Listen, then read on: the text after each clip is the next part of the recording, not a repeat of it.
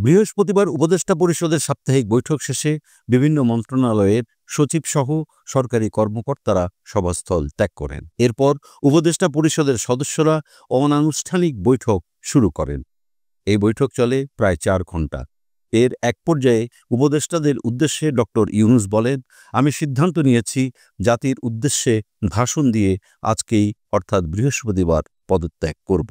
এই জঞ্জালের দায় আর নিতে চাই না। ইতোমধ্যে যেসব ঘটনা ঘটেছে সবকিছুর পেছনে রাজনৈতিক ইন্ধন আছে। এরপর জাতির উদ্দেশ্যে প্রধান উপদেষ্টার ভাষণের স্ক্রিপ্ট লেখা ও তা রেকর্ড করার আয়োজন শুরু হয়। তবে শেষ পর্যন্ত দু-একজন সিনিয়র উপদেষ্টা আরও ২-১ দিন দেখার অনুরোধ করেন। এদিকে ডক্টর ইউনূস সহ উপদেষ্টা পরিষদকে ইঙ্গিত করে ২-১টি রাজনৈতিক দল প্রকাশ্যে যেসব বক্তৃতা বিবৃতি দিচ্ছে তা আপত্তিকর ও অসম্মানজনক। সূত্রটির দাবি অনুযায়ী ডক্টর ইউনূস মনে করেন, কোন কাজ করব কিংবা করব না সে ব্যাপারে আলোচনা, পরামর্শ কিংবা মতামত দেওয়ার মতো বিষয় থাকতে পারে, কিন্তু অধীনস্থ কেউ প্রধান উপদেষ্টাকে নির্দেশনা দিতে পারেন না। মূলত এমন বিষয় প্রধান উপদেষ্টাকে বিব্রত করেছে।